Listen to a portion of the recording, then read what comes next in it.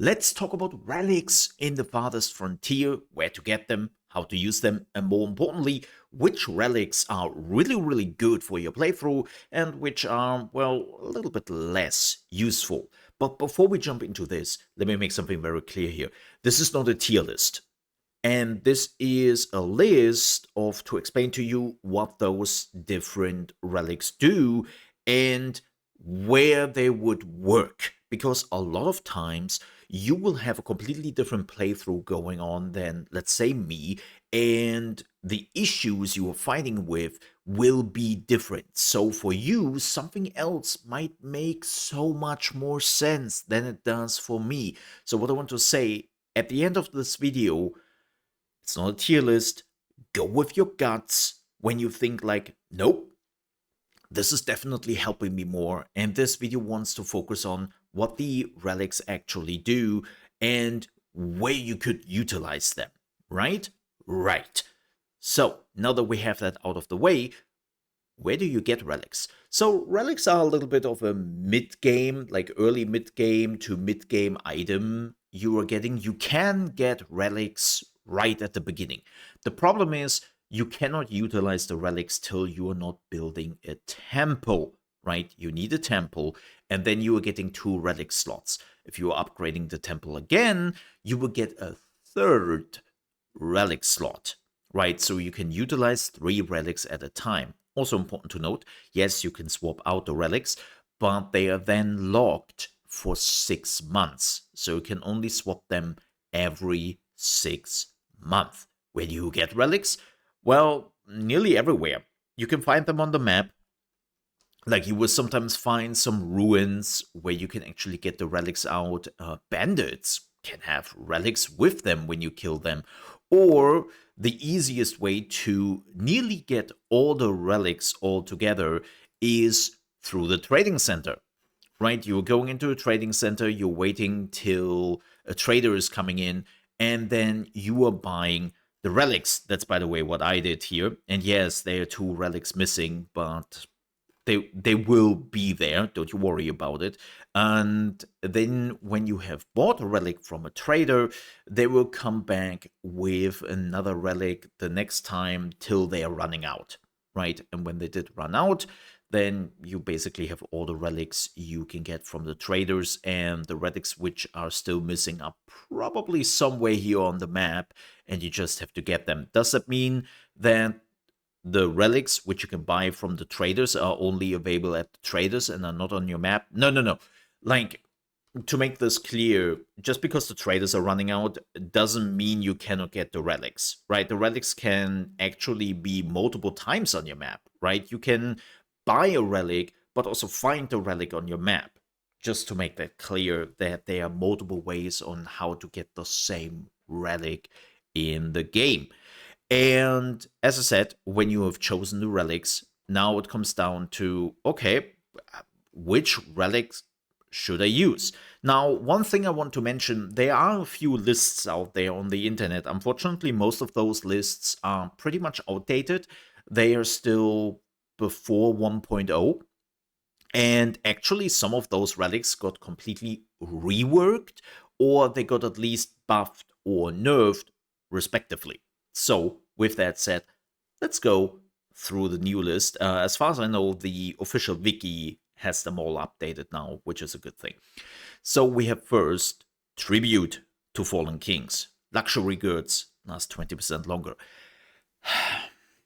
This relic I don't really like too much, because the problem is when you are getting to the point that you need your luxury goods to upgrade your houses, then you are already at the point where your town is producing a lot of things very easily, and even the luxury goods are getting relatively easy produced. They need some work, but you will have a steady income of them.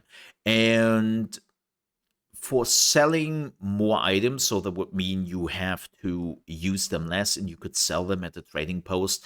They're just better items to sell than your luxury goods you need to upgrade your houses to tier 4 or tier 5. And keep in mind, if you watched my last video, I would not even necessarily recommend to go to tier 4 or tier 5. So I find that this item is coming in far too late and doesn't really do much anymore at that point. Then we have Antlers of the Great Spirit. Hunter cabins yield 30% more meat. Now, this might seem excessive, and it really depends on how much meat and how much hunters and deers you basically have on the map. But if you were somebody who has that a lot, who is also planning on selling some of the meat, because you have so many hunter cabins that you can still feed the people with meat through those hunter cabins, this could be a nice addition. Like, if you have a slot open and you don't want to put anything more important there, think about it. It is definitely something to consider. Next, Targos Hammer, Blacksmith, and Armories work 20% faster. Not really. Like, look, here's the thing. Of course, if you don't even have enemies on your map, this is completely useless. Yes, I know blacksmiths can do more than just creating weapons, right? I'm very much aware of it. But even beyond that, I don't think it makes a big difference. Like, you're just putting down more blacksmiths, and at the beginning where you could need this, you have a different problem. You have a problem that your smeltery cannot keep up because you are not producing enough iron. The iron bars take too long. You need iron bars for literally everything. And so producing 20% more faster at that point is not really helping you. And then later on, you don't really need that anymore. So unfortunately, as cool as that sounds, I feel like it doesn't really help much. Tusk of the Autumn Boar. Shields and hide coats provide 4 armor. Now, this is an interesting thing. Again, here's the problem, it comes in pretty late, but this is good for your fighters. If you have to deal with a lot of raiders and it gets always very close, then this might give you the edge you need, because 4 plus armor on shields and hide coats is quite a bit. But as I said, I feel like when you are reaching the point where you have a temple and you put this relic in, you already also have an army which is kind of protecting you, and most of the time this is not really needed, right? Next, Hair of Saint Hadier. Flax crops produce 50% more yield. That's a lot of flax. If you need flax in your life, and this is like the thing for you, right? And you were a big flax producer who was also using it for not just making your own items, but as I said, also selling it. This can give you what you need, but I will be honest, if you have big fields and you need that, like, you don't really.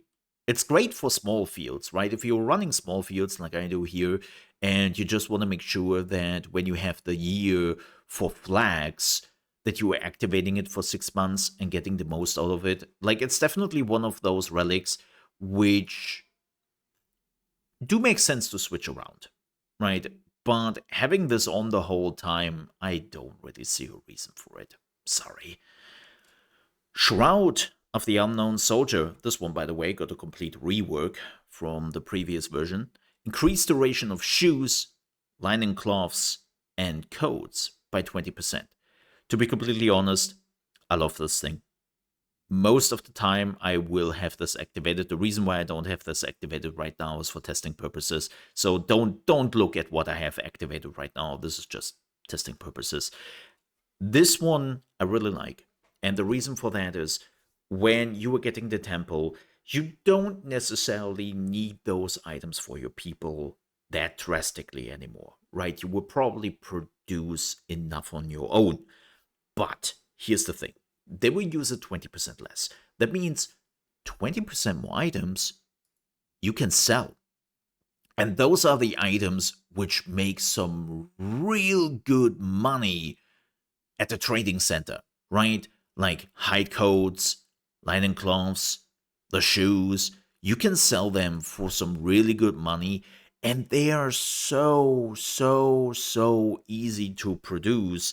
So I love to have that to just increase my money income at the beginning. Not really to help my people out, because as I said, it's not really a big deal, but to actually sell those items at the trading post. And I can sell more because I have more available, which is nice.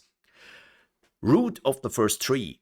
Trees grow 50% faster and orchards produce 25% more fruit. Now, if you are playing orchards, like I love to do, then this thing is just amazing because, yes, it doesn't just only produce 25% more fruits, but it also makes the orchard's tree grow faster. So especially at the beginning when you are starting to put the arborist down and you might actually have a temple, just putting that in to have those trees grow faster at the beginning is a huge boon. And also it helps you with the wood growing back in the forests so you can actually get them. I really like that thing. But keep in mind, this is very map specific, because there are definitely maps where trees and orchards are not necessarily the way to go. So you might want to rethink that depending on the map you are on. Next, the Eye of the Hunter. Bows, crossbows, and towers deal 50% more damage. Meh. Sorry, but meh. The problem is, man, as I said, when you're reaching this point to utilize it, I don't really think it makes a big difference anymore, because keep in mind, you can only use it when you have a temple, which doesn't happen before mid-game, and then you probably already create crossbows, you're creating bowman, and the question is, do you really need that? Again, if you are on a map or playing on a difficulty which is really hard, and you need something to turn the tide against the attackers, of course, you can think about that. But for most people, like 90% of the player base who are just playing this game as a city manager and do some fights now and then, I don't really see this being great. I'm sorry. This is not a good item for most of the playthroughs. Eternal Eyes of Amatok. Food spoils 25% slower. The Dream. This is actually an item I have always active. Always. Because the problem later on is sometimes not that you're not producing enough food. The problem is that you are losing quite a bit of food through spoilage. And what I realized is when you are upgrading your root cellars to brick root cellars, and you put in the Eternal Eyes, it is enough that your food is not really spoiling that much anymore, and you don't even need barrels. Of course, if you would have barrels, you would never ever have any food spoilage ever again, that combined. But I'm basically using this as an offset to not make barrels. And again, I highly recommend this. I'm using it in nearly every playthrough. Like, there wasn't a playthrough yet where I thought, oh, you know what? This thing is ass. No. Like, speaking about ass, and yes, it does look like a glowy butt plug. It's just too good. It's just too good. So, highly recommend. Thief of Junior, the ascetic. Villagers get hungry 15% slower. So, I was testing this quite a bit because I wanted to see what they understand under 15% slower. And it means exactly what I thought it does. It just means that they still have all their food with them and in their houses and all the other areas, right? They are just eating it slower, which also means that you run into the problem again that your food might spoil, right? Because nobody is eating it and it's just lying around. So the usability of this item doesn't feel good. It is just postponing the eating process. And that might be good if you have food problems, right? If you're not like me having full root cellars everywhere, right? And you need like just to get them through the next winter, then this item might be helpful. But I would also argue that at that point, when you have a temple, if your people are still having issues with food and you are struggling, you definitely have to do something. So I wouldn't really recommend this item. It's just prolonging when they're eating the next time, and that probably means that you will just not eat the food, but it will waste away, right? Next, Tears of the Mother. Birth rate and health of villagers is increased by 10%. This sounds amazing, till you're realizing that again, you would not utilize this till mid game, and at that point, you have enough people. You're creating enough people, right? Like having new people coming in is not the problem. The problem is that you mostly have to wait till they are becoming adults. You can see that right here. Nearly half of my population is children. So the problem is not that they are not birthing enough. The problem is, well, they have to grow up, right? So this one sounds cool on paper, but isn't really helpful. The only time where this would be helpful is at the beginning. The problem is you don't have a template at the beginning, so you cannot even activate it. So yeah, I don't like it much. Bloodied Stone of Idric the Innocent. Increased villagers' unarmed attack damage by 100%. Okay, so this looks like a LOL item, like a fun item. It's not. Again, if you are playing on a map where fighting is a pretty big thing, and you have a problem, and you don't have enough soldiers, this might be good. I've been trying this once to just grab a lot of my villagers. Like I think I had 50 villagers or so, and then just beat the living crap out of the attackers. Did my villagers die? Yeah, they did. They did, right? But they also killed all of the attackers. It was hilarious to watch. Now, this is a very situational item, and under normal circumstances, I do not recommend it. Ashes of the Martyr. All villagers have 25% more health. It's the same like with the rock. You can basically combine the two to really make your villagers stronger. But as I said, it's coming too late, and I don't really feel like it will make a great difference in anything. Again, you're under heavy siege. You really have a fighting problem right now. Sure, think about it. Think about it, right? But personally, like for most of the playthrough, you never need that. Ark of the Vengeful Dead. Raiders and wildlife are more deadly and aggressive. Look, I really have to say anything about this? It's a joke item. Or, well, it's an item when you say, you know what? I need to make this harder. Highest difficulty isn't enough with all the raiders I have to deal with. I just need more. You want to try out your kill boxes and your tactics? Sure, there we go. But again, this is a fun item. Now, there are two items missing here, and I have them on my different save, but I would not switch for it right now. So we would just go through them very quickly. The next item would be Gilder's Coin Purse, which is 20% reduced upkeep costs for soldiers. This one got nerfed, funny enough, from 30%. That's how good it was. And I would still say 20% is still a lot. Like, soldiers is one of the things which cost you a lot of gold in your playthroughs, not in this one, because, well, I don't really have soldiers here. But on my normal playthrough, yes, soldiers are definitely one of the big cost creators, right? And paying just 20% less, especially at the beginning when you still struggle with your money, is such a godsend. So if you have a money problem, consider it. If you don't, then it's completely useless for you. And the last one is the Shard of the Makovian's Blade. Soldiers and guards do 15% more damage. It's the same thing with the bows, crossbows, and towers, but just for melee fighters.